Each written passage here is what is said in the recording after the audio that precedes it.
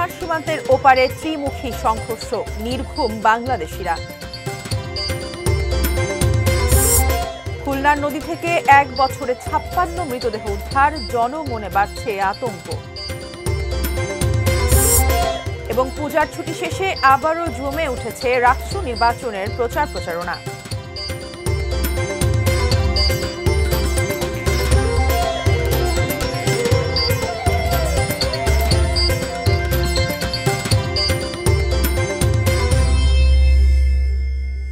ATN news দেখছেন।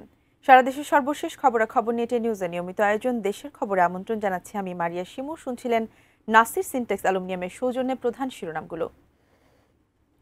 বিস্তারিত জানাবো। মিয়ানমারের রাখাইন রাজ্যে ফের শুরু হয়েছে রক্তক্ষয়ী সংঘাত। এবার শুধু আরাকান আর্মি আর জান্তা বাহিনীর লড়াই নয়, সেখানে যুক্ত হয়েছে রোহিঙ্গা সশস্ত্র গোষ্ঠীগুলো। ফলে পরিস্থিতি আরও জটিল হয়ে উঠেছে। ত্রিমুখী এই লড়াই ছড়িয়ে পড়েছে সীমান্ত ঘেঁষা এলাকাতেও। অন্যদিকে নাফ নদী থেকেও বাংলাদেশি জেলেদের ধরে নিয়ে যাওয়ার ঘটনাও বাড়িয়েছে উদ্বেগ।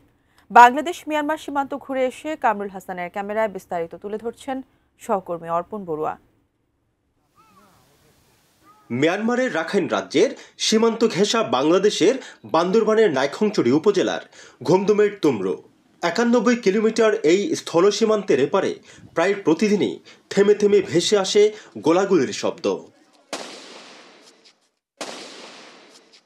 গত বছরের ডিসেম্বরে প্রায় 8 মাসের যুদ্ধ শেষে মিয়ানমারের জান্তা বাহিনী ও বর্ডার গার্ড পুলিশকে পরাস্ত করে সীমান্ত এলাকার দখল নেয় বিদ্রোহী গোষ্ঠী আরাকান আর্মি।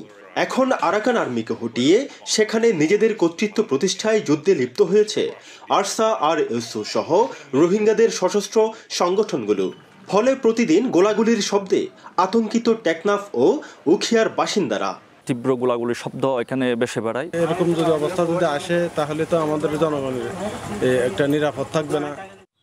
পরিসংখ্যান বলছে গত 8 বছরে মিয়ানমারে ত্রিমুখী এই সংঘর্ষের জেরে এবং সীমান্তে জান্তা বাহিনীর পুঁতে রাখা মাইন বিস্ফোরণে আহত হয়েছেন অন্তত 57 জন বাংলাদেশি। তাদের মধ্যে পা হারিয়েছেন 44 জন, মৃত্যু হয়েছে 5 জনের। এরই মাঝে ডিসেম্বর থেকে এই পর্যন্ত নাফ নদী ও সমুদ্র থেকে 228 জন জেলেকে ধরে নিয়ে যায় আরাকান আর্মি। বিজিবি সহ অন্যান্য যে বাহিনীগুলো রয়েছে তাদের আরও তৎপর হওয়া দরকার, যাতে আমাদের দেশের নাগরিকরা নিরাপদে যে মাছ আহরণ বা মৎস্য আহরণ সেটি যাতে তারা করতে পারে। বিজিবি বলছে ভুল করে সীমান্ত অতিক্রম করায় অপহরণের শিকার হন জেলেরা। যখন আমাদের জেলেরা চলে যাচ্ছে সীমান্তের ওপারে, তখন তাদেরকে ওইখানে যারাই আছেন তাদেরকে ধরে নিয়ে যাচ্ছে। মায়ানমার অংশে যে বাহিনী আছে তাদের সাথে আমরা যোগাযোগ করছি তাদেরকে ফিরিয়ে নিয়ে আসার জন্য।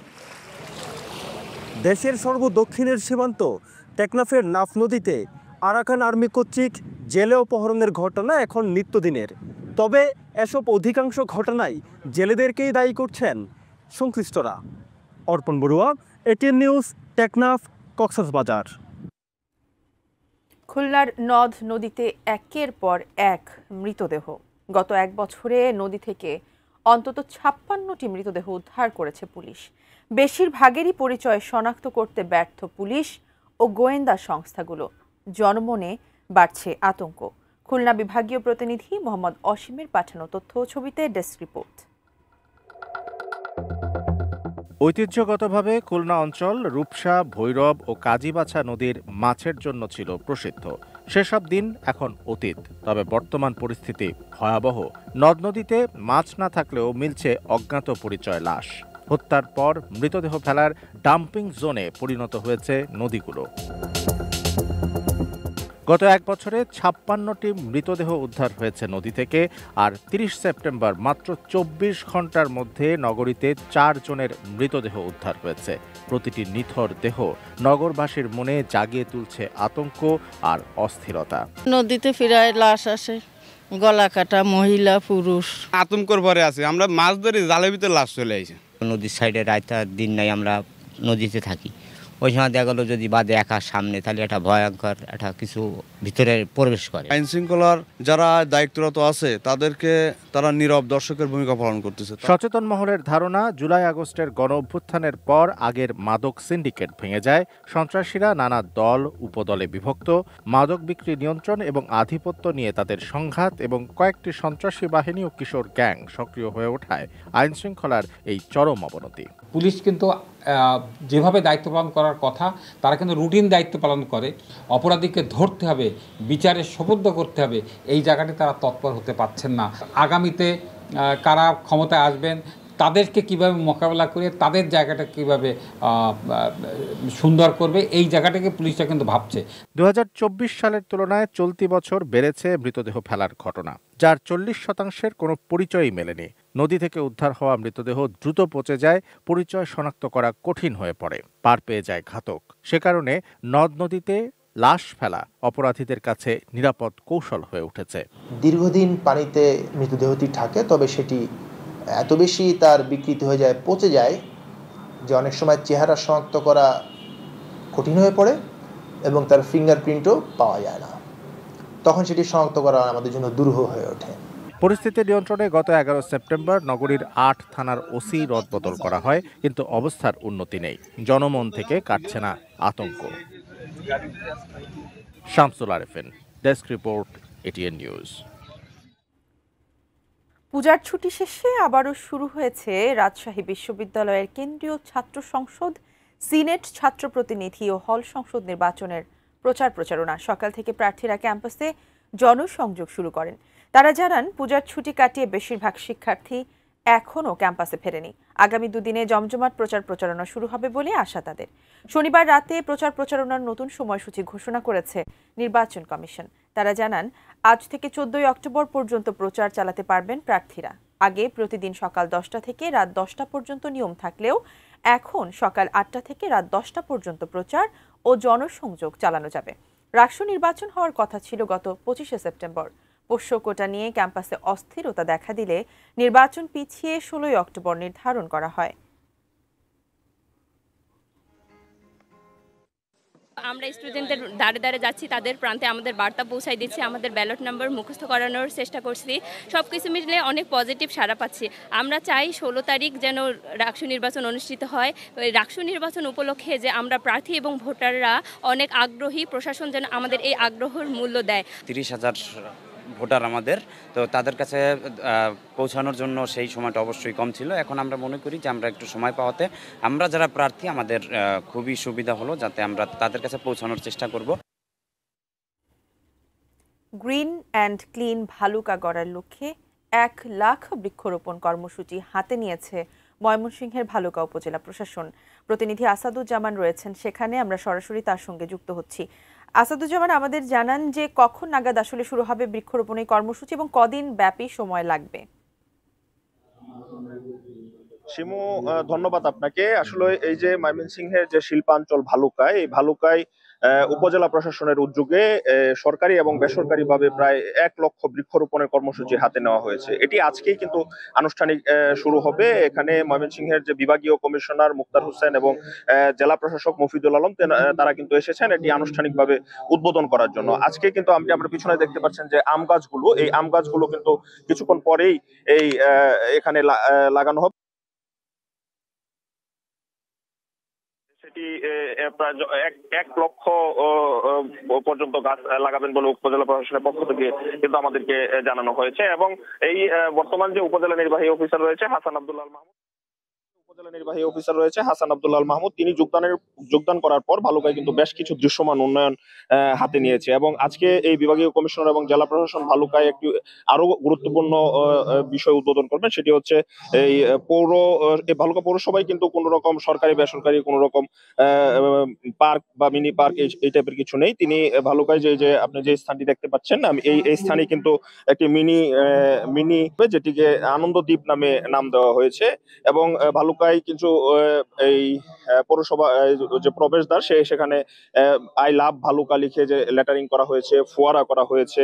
এই পৌরসভায় দৃষ্টিনন্দন এই যে বেশ কিছু রাস্তা সেগুলোর পাশে কিন্তু গাছ লাগানো হয়েছে এবং উপজেলা নির্বাহী অফিসে যোগদানের পর কিন্তু এই ভালুকায় যে গুরুত্বপূর্ণ যে সড়কগুলো রয়েছে সেটা সব আশপাশে এই উচ্ছেদ করে সেই টি স্টল গুলোতে একটি স্থায়ী দৃষ্টিনন্দন টি স্টল নির্মাণ করা দেওয়া হয়েছে। পৌর পুলিশ যে এই যানজট নিরসনের জন্য পৌর পুলিশ কাজ করছে, যার ফলে কিন্তু এই পৌরসভায় বেশ কিছু যানজট যে এগুলো রয়েছে সেগুলো যানজট কিন্তু কমেছে।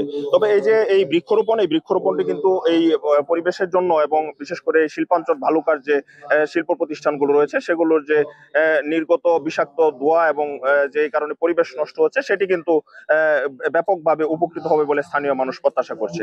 এই গাছগুলো যেন যত্ন সহকারে বেড়ে ওঠার সুযোগ করে দেওয়া হয় সেটাও কিন্তু যারা পরিবেশবাদী রয়েছে তারা প্রত্যাশা করছে। তো ময়মনসিংহ থেকে এই ছিল শিমু আমার কাছে এই 1 লক্ষ বৃক্ষরোপণ কর্মসূচির সর্বশেষ পরিস্থিতি। শিমু, ধন্যবাদ আপনাকে। দর্শক, ময়মনসিংহের ভালুকা উপজেলা থেকে বৃক্ষরোপণ কর্মসূচি সর্বশেষ জানাচ্ছিলেন প্রতিনিধি আসাদুজ্জামান সুমন।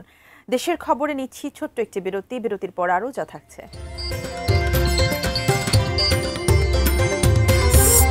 144 ধারা উঠে যাওয়ার পর স্বাভাবিক হচ্ছে খাগড়াছড়ির জনজীবন এবং অযত্নে বেড়ে ওঠা শৈবাল থেকে পটুয়াখালীতে হচ্ছে পুষ্টিকর খাবার প্রসাধনী।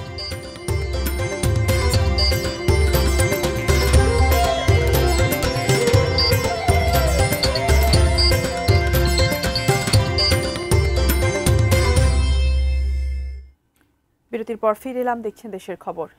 নানা কর্মসূচিতে পালিত হলো শিক্ষক দিবস। দিবসটি উপলক্ষে শিক্ষকদের শ্রদ্ধা জানান শিক্ষার্থী, অভিভাবক সহ প্রশাসনের কর্মকর্তারা। শিক্ষকতা পেশা, মিলিত প্রচেষ্টার দীপ্তি, এই স্লোগান নিয়ে সকালে মেহেরপুর জেলা প্রশাসকের কার্যালয় থেকে বের হয় বর্ণাঢ্য র্যালি।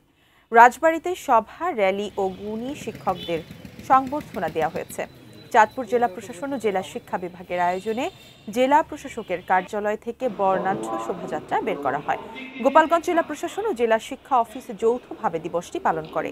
আয়োজন করা হয় আলোচনা সভার। নাটোর শহরে র্যালি করে জেলা শিক্ষক সমিতি।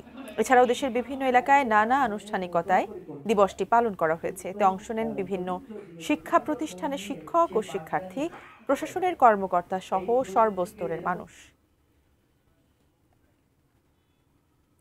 খাগড়াছড়িতে যুগ্ম ছাত্র জনতা অবরোধ প্রত্যাহারের পর এবার 144 ধারাও তুলে নিয়েছে প্রশাসন। সকাল 6টা থেকে তা কার্যকর হয়েছে, ফলে স্বাভাবিক হয়ে আসছে খাগড়াছড়ির জনজীবন।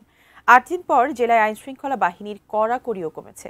গতকাল রাতে এক পরিপত্রে 144 ধারা প্রত্যাহারের কথা জানান জেলা প্রশাসক ABM ইফতেখারুল ইসলাম খন্দকার।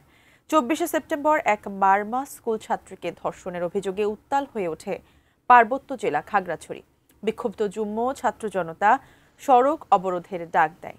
পরিস্থিতির অবনতি হলে 27শে সেপ্টেম্বর থেকে 144 ধারা জারি করে প্রশাসন। 28শে সেপ্টেম্বর বিক্ষোভ ও সহিংসতার রণক্ষেত্রে পরিণত হয় খাগড়াছড়ির গুইমারার রামেসু বাজার। সে সময় গুলিতে 3 জনের মৃত্যু হয়। পরে গতকাল সকাল থেকে সড়ক অবরোধ কর্মসূচিও প্রত্যাহার করে নেয় যুগ্ম ছাত্র জনতা।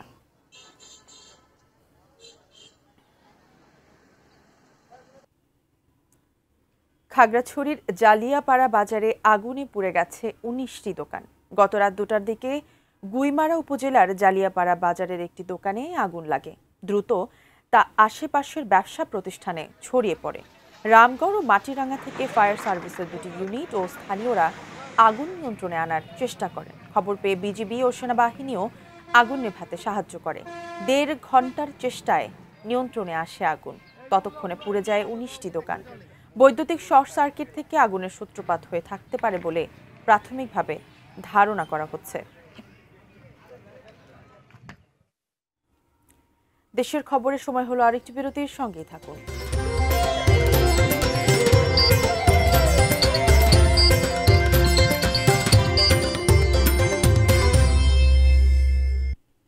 বিরতির পর আরও একবার আমন্ত্রণ, দেখছেন দেশের খবর।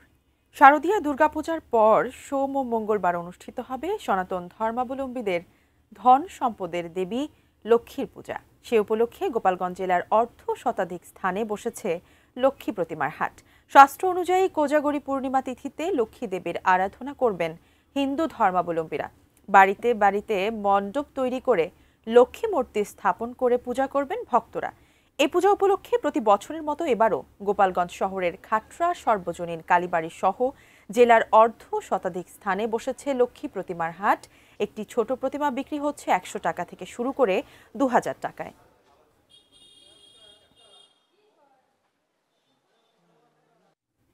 দর্শক, এই ছিল দেশের খবরের সর্বশেষ। সঙ্গে থাকুন, দেখতে থাকুন এটিএন নিউজ। ধন্যবাদ সবাইকে।